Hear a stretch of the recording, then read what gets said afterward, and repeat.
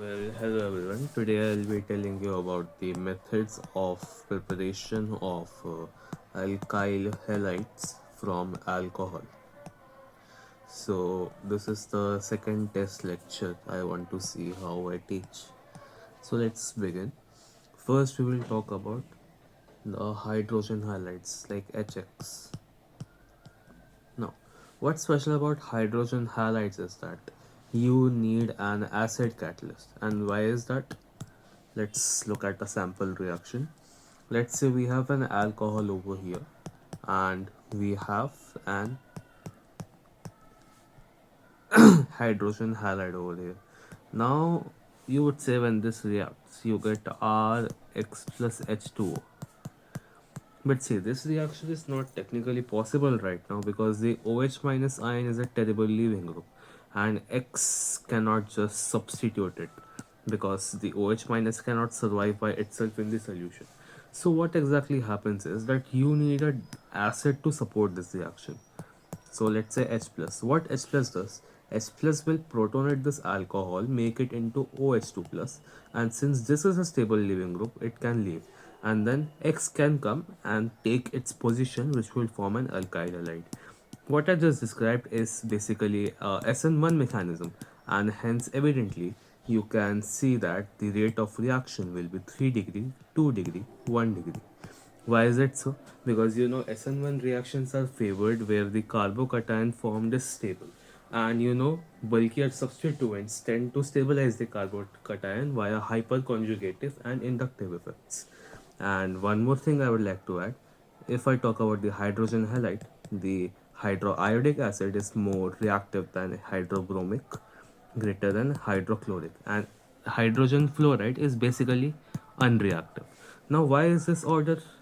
Because the when you see an acid dissociates, it dissociates into its conjugate base plus the H plus ion. Now, for this equilibrium to go in the forward direction, the products must be stable, and negative charge is stable on an entity which has a larger size because the charge can get dispersed better on the surface of the entity. Now, some of you may have the doubt that whenever elimination takes place in an alcohol, that is also acid catalyzed.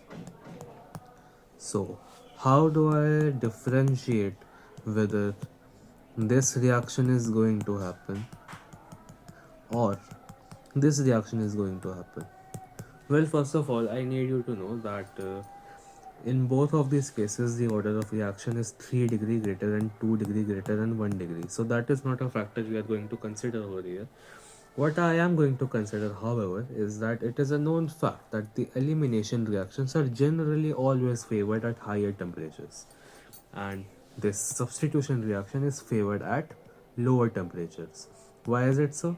We are not going to dive that deeply into the kinetic or thermodynamic reasons of it, but I want you to remember this as a fact because I currently don't have the time to explain that in this short video.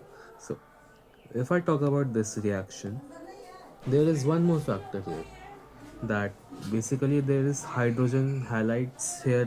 So whenever these react, there's also halide ion concentration in large excess. So that halide ion concentration provides extra nucleophiles by which this attack can be facilitated.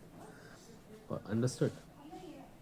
And one last thing I want to add, whenever we are using hydrogen chloride with 1 degree or 2 degree alcohols, chloride ion is not that strong of a nucleophile, and hence we need a Lewis base to facilitate the reaction, which is ZnCl2. This is what you study as a Lucas reagent, HCl plus ZnCl2. Let's see an example reaction.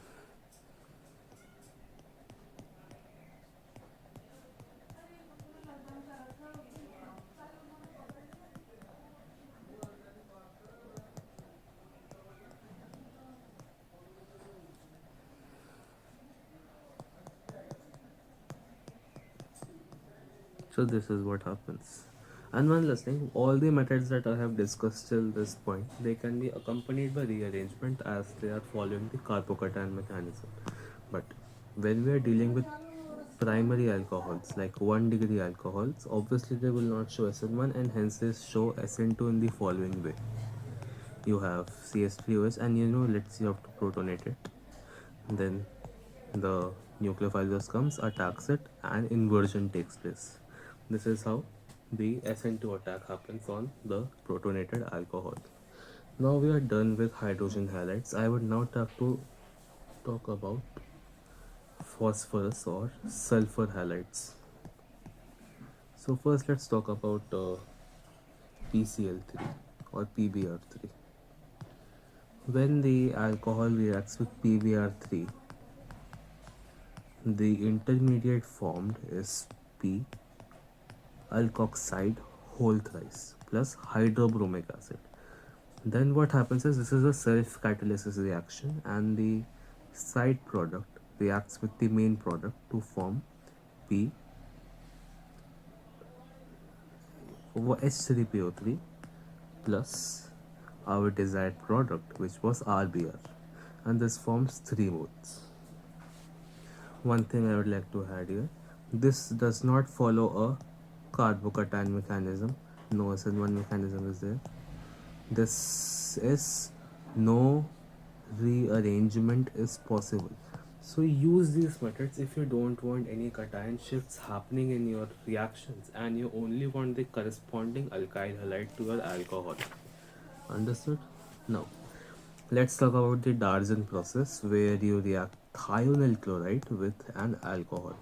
So basically thionyl chloride is a good source of Cl minus ions, and all I really want you to remember that there is no rearrangement here again.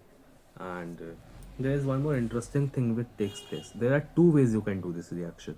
First of all, if you do ROH, wait, I'll draw a better diagram. Say you have this alcohol group over here, and you have, say, this is a carbon atom.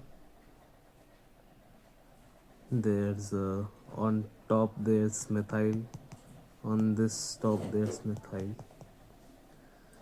so, and there's a hydrogen here.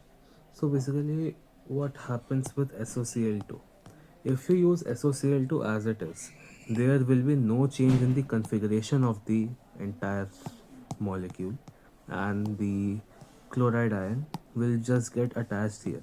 Now despite this is somewhat similar to an SN2 attack, and the rate depends on both the concentration of the nucleophile and the reactant, retention takes place, 100% retention. Why is that? I am not going to dive that deeply into the mechanism, but it is because of an intramolecular nucleophile being available. But if you use this reaction in presence of SOCl2 and a base like pyridine, so what pyridine does is it provides an extra nucleophile so that the SOCl2 molecule does not have to provide one itself, and hence then normal expected product of SN2 reaction takes place, where the chloride ion is attached to the higher position. Understood? And again, no rearrangement takes place in this reaction because it is an SN2 or SNI. The top reaction I showed you is an SNI reaction, and the bottom reaction is an SN2 reaction. And I guess that was it, or one last reaction there is left.